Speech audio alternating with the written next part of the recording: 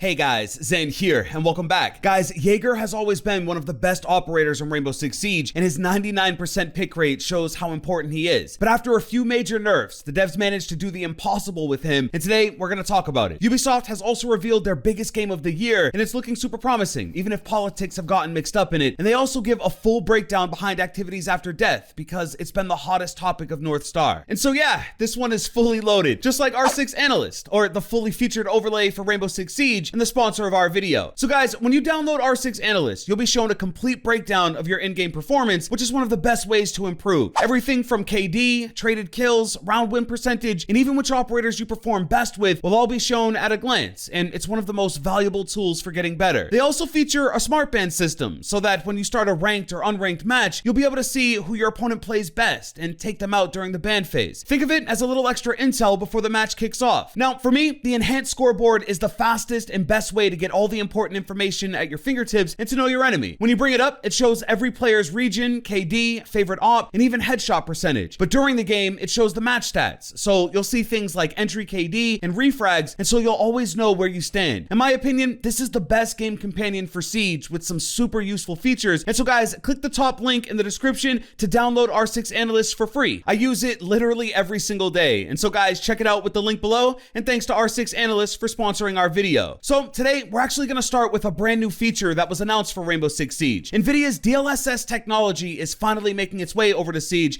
and for those who play the game cranked up at 4K, this is a game changer for your frame rate. So DLSS stands for Deep Learning Super Sampling, and it's a way for your GPU, which powers the graphics, to boost up frames by rendering them at a lower resolution. At the same time, it upscales those frames so that the image still looks super crisp. It's like wizardry, but the result is a game that is technically running at 4K, but with frames that are actually much higher than what's possible without it. And I mean, look at the results. Even with RTX on, you're getting some amazing performance out of the game, and this is an update you really can't sleep on. Even if you don't have a 4K display, you can still see a boost in frames if you're running on lesser hardware, and so there really is no downside to turning it on. Now, this is an NVIDIA technology, which means the consoles aren't getting this specific feature, but AMD, who supplies the guts for the Xbox Series X and PlayStation 5, does have what's called Fidelity FX Super Resolution that's supposed to be launching later this year on all platforms. With more frames, you see enemies faster, your reaction time is improved because the refresh is quicker, and there's less blurring, and so what you see is a crystal clear image. Competitive games get the most out of this kind of tech because all those attributes are essential to clicking heads, and a matter of milliseconds could be the difference between winning and sobbing. Now, in year 6, one goal for Rainbow Six Siege has obviously been to pick on Jager. He's been the most challenging defender to balance because he's got an essential gadget and an extremely lethal primary weapon, and somehow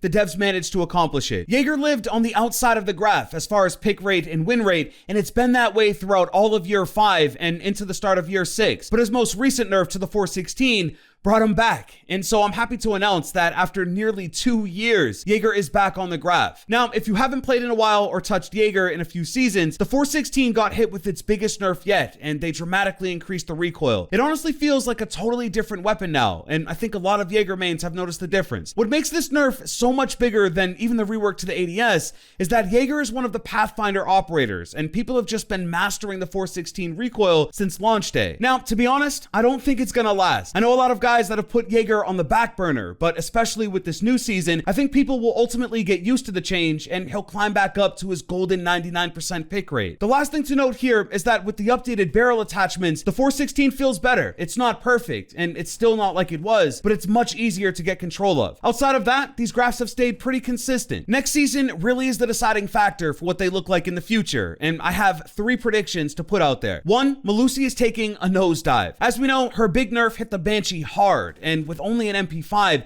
I don't see her being ultra popular. 2 is Hibana gaining some clout because the Bearing 9 is a fully usable secondary now, and it feels great. It's the one thing that really gives her a fighting chance against Ace, and there's a lot of potential for a good outcome. And finally, at 3, a higher pick rate for Wamai. On the other side of Jager's fence is Wamai, and he's slowly starting to become more and more impactful, and a lot of it has nothing to do with him, but really with all the nerfs to Jager. Now, if people don't adopt to the new 416 or don't want to, Wamai still has an an amazing loadout, and it could make all the difference. So yeah, this is the first time in a very long time that Jager has made his way back onto the graphs, and yeah, it means Jager just isn't doing as well, but it also means other operators are being traded out for that pick. Now, one of the biggest sleeper buffs next season is headed to zero, and it's the fact that Ubisoft has given him an unlimited gadget. So once you launch one of his cameras, he no longer gets just one shot with the laser. It's on a cooldown now with an infinite amount of shots, and the devs break down why they decided to finally up the ante with Zero. Just hear this. Who says Twitch's drone should have all the fun? To add additional utility to Zero's Argus cameras, they now come equipped with an identical resource management system. Not only will this give him better gadget denial value, but this should help incentivize more creative camera placements as players seek to maximize their survival. Specifically, we've noticed that cams are often destroyed soon after deployment. So while we look forward to seeing more strategic placement, we expect this to keep the increase in denial capability in line. Now, they're basically saying that they want Zero to have more utility and to be able to deal with more utility, but they also want the Argus cameras to survive longer. Now that you know you have unlimited shots, you're more likely to deploy in places where they won't be shot out so fast, and that's a great thing. But there is still the issue of the bright neon green throbbing light on the tip of them that very easily gives them away. I don't know, I think it's the perfect change for Zero, but I also think the cams just have to be a little more stealthy. Maybe while it's on cooldown, the green light should go away, and then when a shot is ready, it turns back on. But it could be a game changer for the support meta on attack. And speaking of support, activities after death have been the biggest topic as of recently, and it's because people have finally been able to check it out firsthand, and the feedback has been pretty messy. Some people hate it, like it breaks the mold and puts too much pressure on the opposite team who has to deal with it. And it may surprise you, but some people love it. There's the ability to do more for your team while you're out, and keeping gadgets alive throughout the round becomes essential. I'm somewhere lost in the middle. I wish I could be more firm in either direction because I do want more activity after death, because honestly, that's where the game gets the most stale. But I've also tried it out, and there's no denying how powerful and how frustrating it can be to go up against, and so I need to see more. But Ubisoft gave a full outline of the feature, like everything from the reasoning behind the change to the smallest core details that make it make sense, and I think it's vital if you want to better understand. The holy question is why? Why do this to Rainbow Six Siege? And here is their answer. Put simply, we want players to feel invested in their team's success right up until the last second of the round. We want players to be able to feel their impact on the match outcome. In doing so, our goal is to keep players interested and engaged, even after their operator has been eliminated. This means less downtime and a greater range of gameplay opportunities in support mode. Sums it up. I mean, that's where Siege needs more activity. Then, they also talk about some things to consider. One being that Shattered Glass is a counter to Maestro, and the fact that Yokai no longer cloaks. These two operators have caused the most worry because their gadgets aren't just intel. Shattered Glass is a big risk for Maestro because he could open up the turret to see, only for an attacker to be waiting to shoot it out. And Yokai is now out there in the open, and I think the conversation would be totally different if it's still cloaked. Attacker drones will also have a set of antennas that pop out from the top so that the defenders know a dead guy is controlling it. And so when you look at the entire thing, there's a lot to counteract it. But the reality is that although all that is a step in the right direction, it's still extremely powerful. And I recently heard a suggestion that I think changes everything. What about battery power? What if once you die, you have a set amount of battery left to use your gadget, and once the time is up, it goes offline? That way, you still are engaged, but not infinitely, which I think is really the issue. So I really liked looking over this because this is the biggest change probably ever made to Siege, and there are opinions ripping this thing apart, and so hopefully this levels it out. Lastly is what I think is the best looking game of the year so far, with the reveal of Far Cry 6. So a while back, this game was delayed alongside Rainbow Six Quarantine, but Ubisoft finally pulled the curtain back, and it's looking incredible. The lead protagonist is Dani, and you follow her story as a gorilla on the fictional island of Yara. They've taken all the usual tropes of a Far Cry game, like crazy weaponry and an interesting locale, and turned it all the way up. There's a pet crocodile, a weapon that shoots CDs playing the Macarena, and backpacks with the ability to shoot mortar bombs. It looks phenomenal, but the developers have received some backlash over the politics of the game and the similarity with what's going on in Cuba. Yara is heavily based on Cuba, and Far Cry 6 is telling a political story that has a lot of references to civil rights, and because of that, Ubisoft came out and made a statement, and it's written by the game's creative director. Our story is political. A story about a modern revolution must be. There are hard, relevant discussions in Far Cry 6 about the conditions that lead to the rise of fascism in a nation, the cost of imperialism, forced labor, the need for free and fair elections, LGBTQ+ rights, and more within the context of Yara, a fictional island in the Caribbean. My goal was to empower our team to be fearless in the story we were telling, and we worked incredibly hard to do this over the last 5 years. We also tried to be very careful about how we approached our inspirations, which included Cuba, but also other countries around the world that have experienced political revolutions in their histories. So this actually became really really big news, and I think it's an important conversation to have considering games are now the biggest form of entertainment in the world. Far Cry 6 is out on October 7th of this year, and I think it's going to be a huge release. We spent some time here, but this will be my first ever Far Cry game, and if you don't care, well, there's always chorizo. And that's it, guys. If you didn't notice, we got some new drip on the channel with an updated logo and banner art. It's clean, and the support has been amazing. But click the video on the screen. Ash has a big nerf upcoming here, and we go hands-on, along with the after death stuff and all that. So go check it out. Drop a like, and I'll see you guys in the next one. Hey,